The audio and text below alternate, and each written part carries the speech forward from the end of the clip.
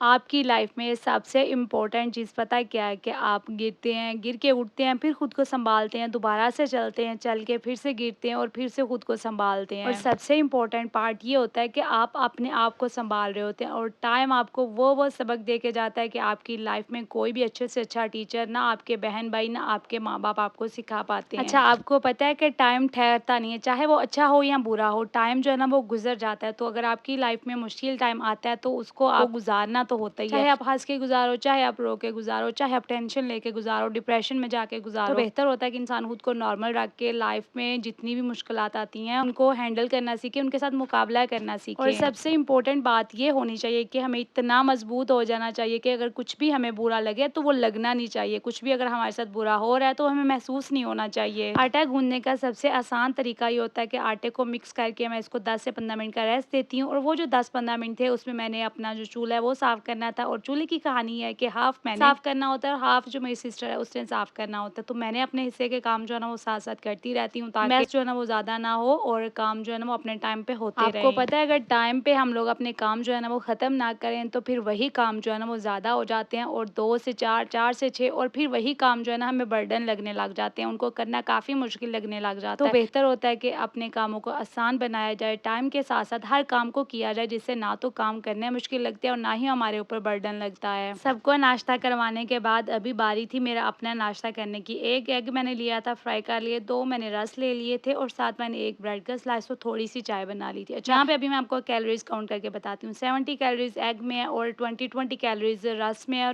Total हो गई 4 calories और 70 कैलोरीज़ ही ब्रेड में है और थोड़ी-सी चाय है, तो इसमें ज़्यादा से ज़्यादा कितनी ही कैलोरीज़ होंगी, 40 टू 50 हो जाएँगी। तो ये टोटल जो मेरा नाश्ता था ना वो 230 टू 240 कैलोरीज़ के अराउंड था और ये बिल्कुल नॉर्मल कैलोरीज़ थी, ना ही ज़्यादा मतलब ज़्यादा थी और ना ही कम तो थी। नाश्ता मेरा डेली डिफरेंट होता है और डाइट करने का मज़ा ही तब आता है जब आप डेली डिफरेंट चीज़ें बनाते हो, ट्राई करते हो और आपकी जो डाइट है ना वो इससे आप कंटिन्यू रख पाते हो, आपको मज़ा आता है डाइट करने का भी। घर के बाकी कामों के साथ-साथ जो सबसे ज़्यादा इग्नोर हो रही होती है ना वो हमारी अपनी ज़ात होती है। हमारे अपने 100 काम ऐसे होते हैं जो हम लोग इग्नोर कर देते हैं कि पहले घर के काम कर लेंगे, अगर टाइम मिला तो फिर खुद को भी टाइम दे लेंगे। तो ये सबसे हमारी जो है ना वो गलत बात होती है कि हम लोग पूरे घर के काम कर लेते हैं, सफाइयाँ कर लेते हैं, बर्तन धो लेते हैं, खाने बना लेते हैं, लेकिन खुद पे तवज्जो नहीं देती, खुद पे टाइम नहीं देती और खुद को हम लोग कभी शीशे में खड़े होके गौर से देखते नहीं कि हमारे अंदर क्या कमियाँ हैं, किस चीज़ की ज़रूरत है हमें। अभी मैं आपके साथ अपनी सिंपल सी देसी सी hair care and skin care routine share करती हूँ। सबसे पहले तो मैंने बालों में कॉम्ब किया, फिर मैंने बालों के रूट्स के ऊपर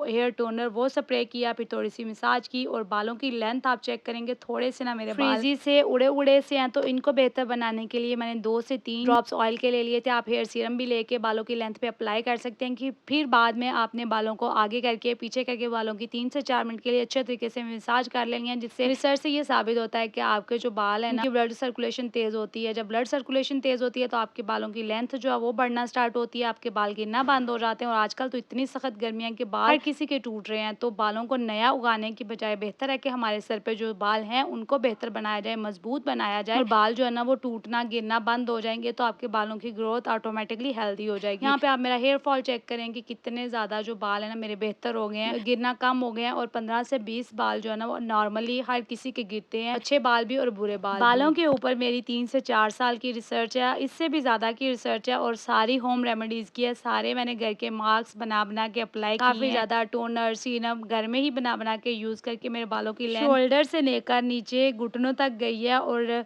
ये काफ़ी लंबा-चौड़ा प्रोसीजर था, काफ़ी मेहनत भी थी और जब-जब चीज़ों की समझ आई कि कौन-सी चीज़ बालों के लिए अच्छी है, कौन-सी नहीं अच्छी, तो फिर रिज़ल्ट जो है ना वो मुझे खुद ब खुद ही वाज़िह नज़र आने शुरू हो गए। उसके बाद मैं आ गई अपनी स्किन केयर की साइड पे। सबसे पहले तो मैंने अपने फेस के ऊपर आइसिंग की और आइसिंग करने से आपके जो मसल्स होते हैं फेस के वो सिकुड़ना शुरू हो जाते हैं, फेस के ऊपर जो रिंकल्स होते हैं ना वो टाइट होना शुरू हो जाते हैं और काफ़ी ज़्यादा स्किन जो है ना वो ग्लो करना शुरू हो जाती है। उसके बाद फिर मैंने फेस के ऊपर एक टमाटर लिया, उसको कट किया, तो उसके ऊपर मैंने थोड़ा-सा बेकिंग सोडा डाला और थोड़ी-सी मैंने चीनी डाल के स्क्रबिंग की, जिससे टमाटर के जूस के साथ मैंने अच्छे तरीके से 5 से 10 मिनट के लिए मसाज की और फिर उसके बाद मैंने लास्ट पे अपने फेस पे मास्क अप्लाई कर दिया था। चाहिए एक तरीके से ना कंप्लीट फेशियल है, आइसिंग भी हो जाती है, स्क्रबिंग भी हो जाती है और लास्ट पे क्लींजिंग, मास्क सारा कुछ एक के अंदर ही ऐड करके हो जाता है, जिसके अंदर मैंने 1 टेबलस्पून बेसन का ऐड किया, साथ मैंने थोड़ी-सी योगर्ट ऐड की, बिल्कुल थोड़ी-सी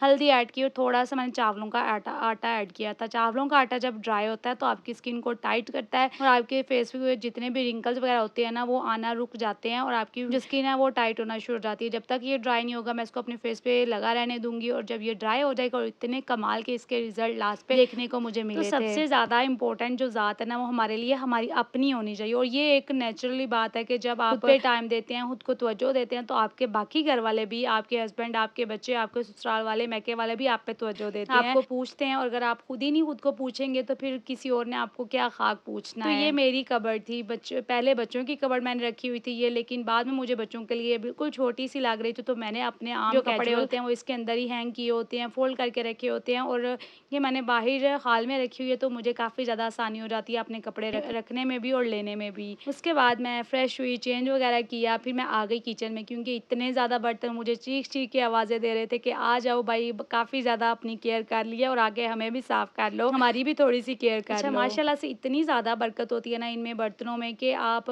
सारा दिन भी कोशिश करते रहो कि हमारा ये जो सिंक वाला एरिया ना ये खाली रहे, इसमें बर्तन ना हो, लेकिन जितनी आप ज़्यादा कोशिश करते हैं कि सिंक खाली रहे, उतना ही सिंक जो है ना वो डबल आपको नज़र आता रहेगा। तो खैर मैं मज़ाक कर रही थी, अल्लाह ताला ने हमें खाने के लिए दिया है तो फिर ही इतने ज़्यादा जो बर्तन है ना वो हुए हैं, तो इसलिए हमें अल्लाह ताला का शुक्र अदा करना चाहिए कि अल्लाह ताला ने हमें रिज़्क दिया है, इनमें डाल के हमने खाया तो फिर ही जाके हमारे घर में इतने ज़्यादा बर्तन वॉश करने के लिए हुए हैं। 3 सी सेक्शन के बाद, 3 बच्चों के बाद अपनी केयर करना जो है ना खुद पे लाज़िम हो जाती है। चाहे आपकी एज कुछ भी या आप 30 प्लस हो या 30 से नीचे हो, आपको अपनी केयर जो है ना वो लाज़मी करनी चाहिए। तो दिन में कोई ना कोई ड्रिंक्स ऐसी बना के पीते रहें जिससे आपका जो फेस है वो ग्लो करे, आपके बालों की ग्रोथ अच्छी हो जाए। अगर आप अपने बालों को बेहतर करना चाहते हैं, अपनी स्किन को बेहतर करना चाहते हैं ना, तो आपको ऊपर लगाने के बजाय चीज़ों को अपने अंदर की जो हेल्थ है उसको भी बेहतर करना होता है, उसको इम्प्रूव करना होता है। सिर्फ ऊपर चीज़ें लगाने से आपको रिजल्ट्स नज़र नहीं आते, आपको दोनों काम करने होते हैं। आपको अपनी अंदर की हेल्थ को भी बेहतर करना होता है और बाहर वाली तो ज़ाहिर है बेहतर करनी ही होती है। तो किचन में काम करते हुए मैं जो ड्रिंक्स है ना वो साथ-साथ पी रही थी। मैंने यहाँ पे चिया सीड भी भिगो के रखे हुए थे, उनको भी मैंने नीम गर्म करके पी लिया था। इससे आपके